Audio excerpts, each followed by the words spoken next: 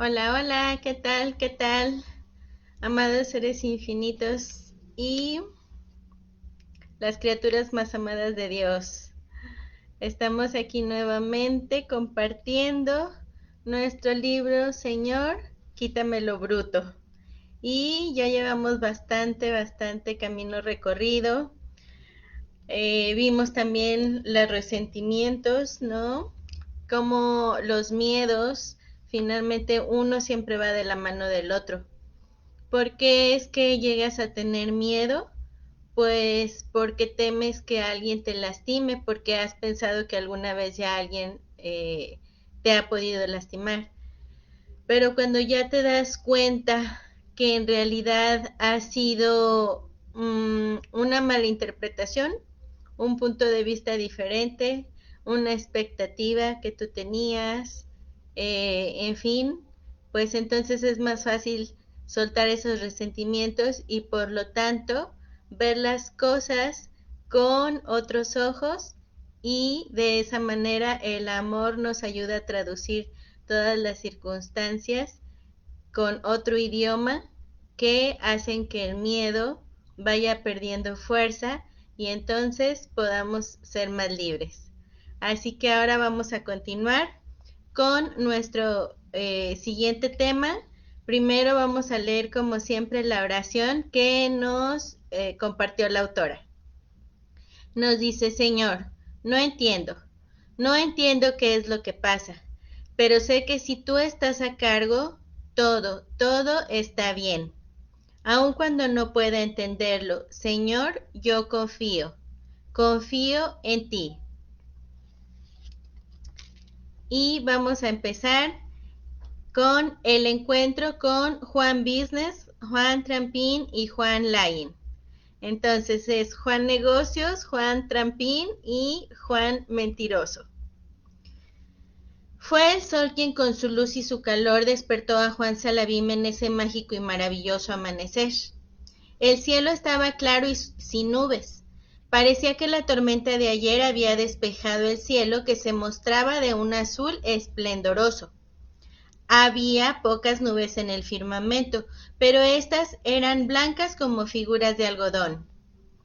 Después de saludar al astro rey y darle gracias al Creador por el nuevo día, por esa nueva y maravillosa oportunidad, Juan Salavim se quedó extasiado, contemplando las figuras que formaban las nubes. Una parecía una ballena, otra una casita de algodón, aquella otra un caballo blanco con alas que parecían dirigirse hacia él. Cuando Juan percibió esa imagen, cerró los ojos y comenzó a embargarle la tristeza por el recuerdo de su querido amigo, que apenas hacía poco tiempo parecía haberle abandonado, pero cuando los abrió, percibió que no era una nube con forma de caballo, era Plata, quien, de manera veloz y afectuosa, se dirigía hacia él. Juan Salavim comenzó a brincar y a estirar las manos en señal de gusto. El caballo aterrizó muy cerquita de él, abatía las alas en señal de alegría y cariño. Ambos se estrecharon fuertemente y Plata comenzó a empujarle con el hocico como invitándole a montar en su lomo. De un salto, Juan Salavim lo montó y se aprestó a experimentar una nueva aventura. Antes que nada, le agradeció a Dios este nuevo encuentro y le pidió que les guiara a ambos conforme a la sabiduría y voluntad supremas. En el acto, una luz dorada radiante les cubrió a ambos. Plata emprendió el vuelo, y en menos que canta un gallo, ambos se encontraban en una moderna e impecable ciudad, en donde destacaban dos inmensas estructuras de hierro. Parecían ser modernos y avanzados centros de negocios. A primera vista, a Juan Salavim le parecieron conocidas esas colosales estructuras. Parecía ser el sitio en que había estado en algunas ocasiones con el fin de tratar grandes negocios, mismos con los que consiguió jugosas ganancias tanto para la empresa en la que prestaba sus servicios como para él mismo. El caballo aterrizó en el techo de una de ellas, en lo que parecía ser un helipuerto. Tantas eran las prisas y las carreras de la gente en las calles que, a pesar del aspecto tan peculiar del caballo y su jinete, nadie se percató de su llegada. Cuando Juan Salavim desmontó, le dio la bienvenida a Juan sin nombre, quien en esta ocasión vestía un impecable traje sastre de corte inglés.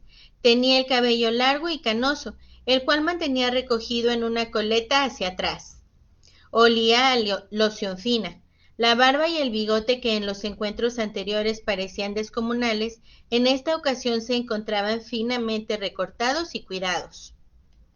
Juan Salavim le saludó afectuosamente, pero sumamente extrañado. Juan sin nombre solo sonrió con malicia.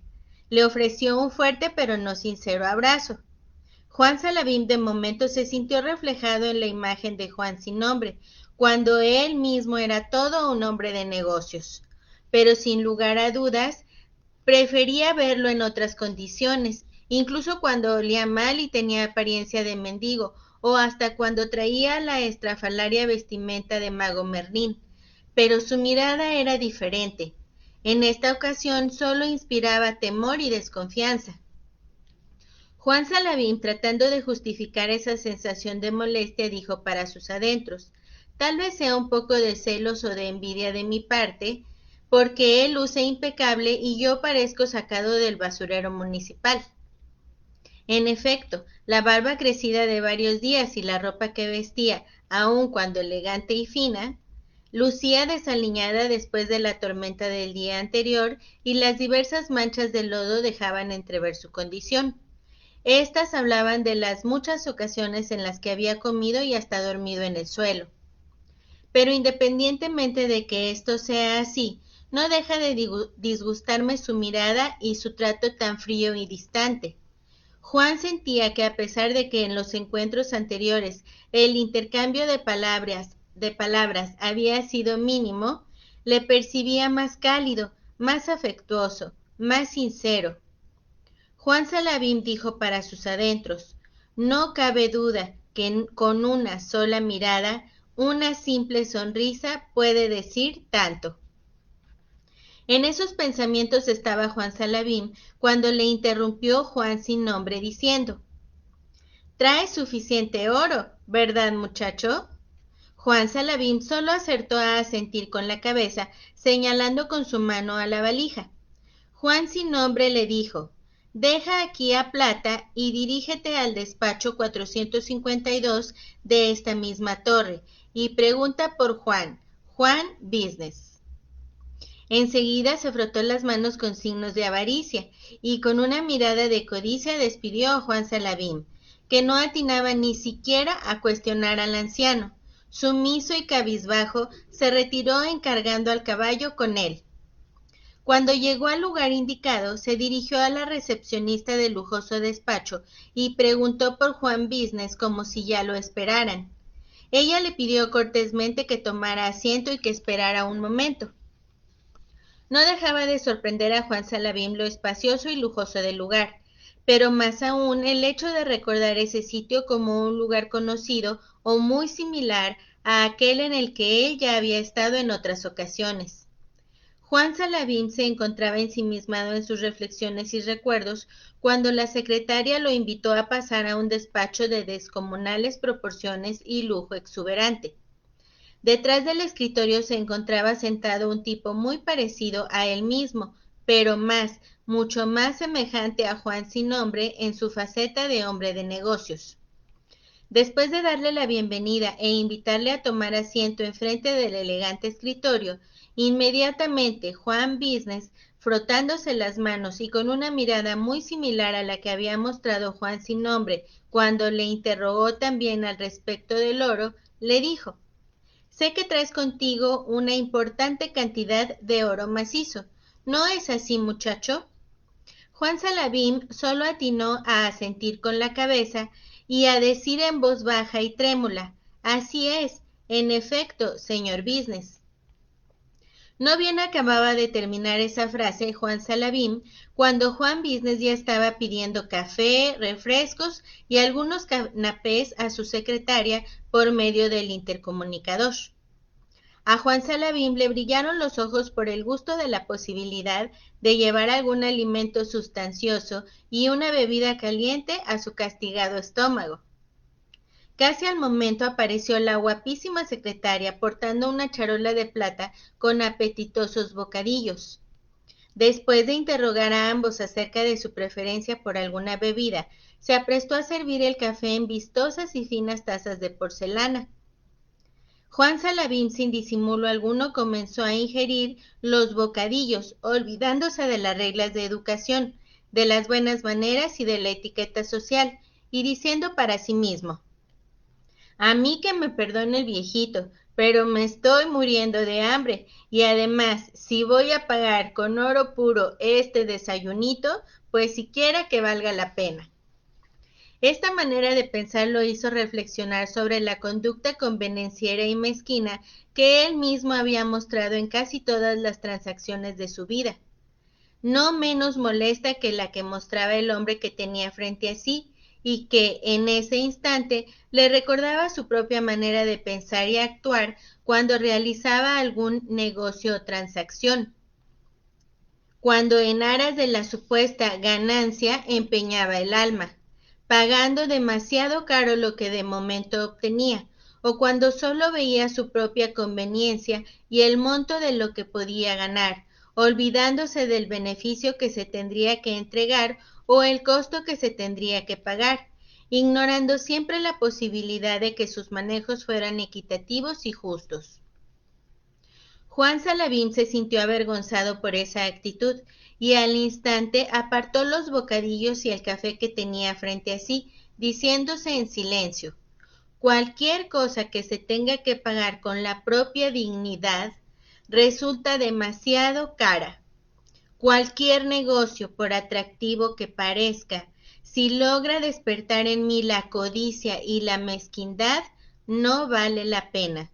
Y agregó: además, siempre resulta demasiado costoso lo que se paga en aras de la conveniencia o la satisfacción inmediata. Juan Business se sorprendió por la conducta de Juan Salabim, pero como él en realidad no estaba interesado en que éste se alimentara o no, continuó con sus evidentes intenciones de hacer negocios con él, por lo que de inmediato le dijo: mire, Juan Salabim, quiero mostrarle algunos negocios a los que seguramente usted no podrá resistirse, pero antes permítame presentarle a mis socios, a los que de inmediato hizo llamar por el intercomunicador.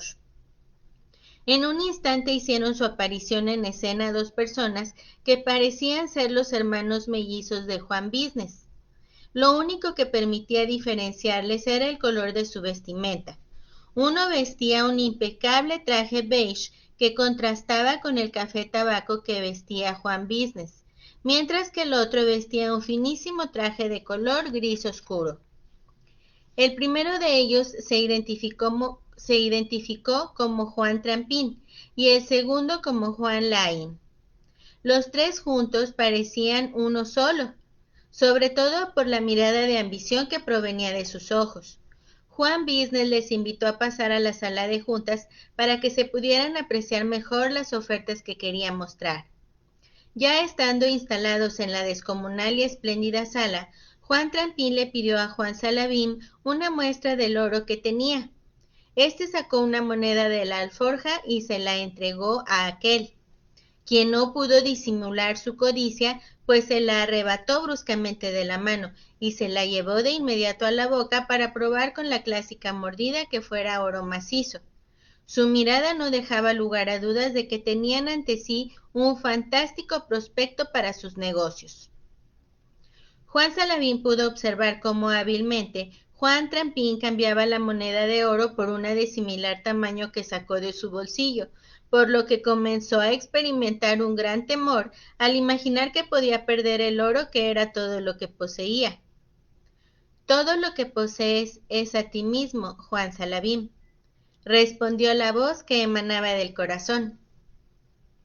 Es otra vez el miedo, dijo para sí Juan Salabim. Por lo que se ve, este no desaprovecha la más mínima oportunidad para hacerse presente. pero recordó las sabias palabras que había escuchado de su corazón no hacía mucho tiempo. No le tengas miedo al miedo. Y de inmediato imaginó que una luz azul le cubría de pies a cabeza. Se sintió de inmediato protegido e invencible. En silencio le pidió a la sabiduría divina que fuera su guía constante. De inmediato visualizó una luz dorada que le envolvía y le hacía sentir confiado y en paz.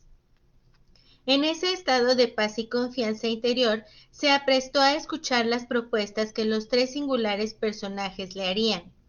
Juan Business le mostró en una pantalla la imagen de un bosque esplendoroso, del cual, le dijo, había adquirido los derechos para realizar una tala total. Juan Salavim se estremeció cuando reconoció en aquellos parajes el bosque que no solo era el que él, sin darse cuenta, había sido su vecino protector durante largos años, sino su compañero y anfitrión en la aventura que había iniciado y que le había permitido reconciliarse consigo mismo, con la vida, con su madre y con Dios. Juan Trampín agregó: imagínate, Juan, todos estos árboles convertidos en papel desechable y en lápices de duración limitada que, desde luego, podemos hacer aparecer en el mercado internacional como de larga duración y hasta como reciclables.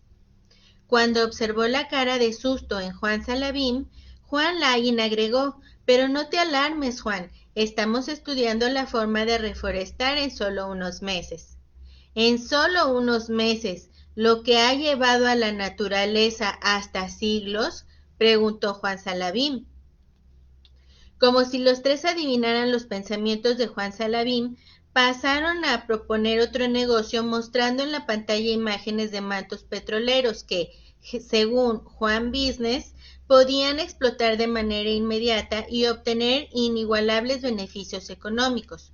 Juan Trampín se apresuró a agregar: por la gente de las poblaciones aledañas que se verían afectadas, ni te preocupes. Ya tenemos todo arreglado para su desalojo inmediato. Juan Lain continuó: desde luego que serán reubicados en zonas residenciales, con todas las comodidades y hasta con lujos. Con decirte que estamos pensando hasta ponerles una alberca en cada casa. Pero si lo prefieres, tenemos esta otra opción, exclamó Juan Business, mostrando en la pantalla gigante redes de agua potable, que bien se podría contaminar para vender después el agua descontaminada a los pobladores a altísimo precio. Como siempre, Juan Trampín expresó que ya tenían arreglados los permisos correspondientes, a lo que Juan Lain complementó: y, desde luego, que esto ya se tiene previsto, pues pensamos vender vacunas a muy bajo costo para evitar enfermedades y, por supuesto, obtener enormes ganancias. Juan Salavim no lograba articular palabra ante la sorpresa e indignación que le causaba la exposición tan cínica que los tres hombres le ofrecían. Pero la capacidad que había adquirido para identificar sus propias emociones le hizo reflexionar que lo que en verdad le molestaba era verse reflejado en ellos y recordar todo tipo de negociaciones en las que puso en juego la seguridad y hasta la vida de muchos implicados. Cuando reflexionó en el impacto social y ecológico de los negocios que le aportaron espectaculares ganancias para él y para la empresa en la que laboraba, pero sin pensar en las consecuencias. Juan Salavim se sentía agobiado, hondamente afectado al observar en ellos lo que reiteradamente había sido su estilo de vida, su propia manera de subsistir. Profundamente apenado, pidió permiso para retirarse un momento. Tenía ganas de gritar, de llorar, de salir corriendo de ese lugar que le hacía sentir tan mal. Solo se le ocurrió preguntar dónde estaba el sanitario y pidió permiso para retirarse por unos momentos. De manera gentil, los tres hombres le señalaron el lugar que él solicitaba, pero antes de que Juan se retirara, Juan Trampín le dijo: deja tu valija aquí. y en un ademán fingiendo que solo señalaba la alforja, extrajo un puñado de las valiosas monedas. Enseguida, Juan Laín agregó: «Nadie va a robarte nada, déjala en confianza». Pero Juan Salavim, ignorando tales solicitudes, agarró su valija y la colocó en el hombro de la manera acostumbrada, y haciéndola fuertemente se dirigió al baño. Ya en la soledad y aislamiento de ese lugar, Juan Salavim se echó agua en la cara, y al ver reflejado su rostro en el espejo, percibió en éste el rostro y la mirada de los 3 hombres que le esperaban afuera. Y la mirada de Juan sin nombre en este último encuentro, la mirada que tan mal le había hecho sentir.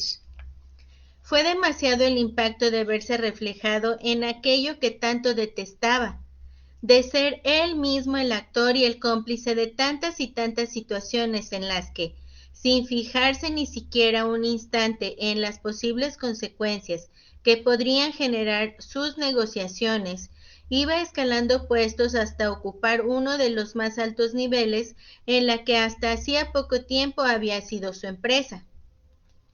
Ahora Juan Salavim se cuestionaba a sí mismo diciendo: «¿Y todas esas ganancias, para qué me sirven?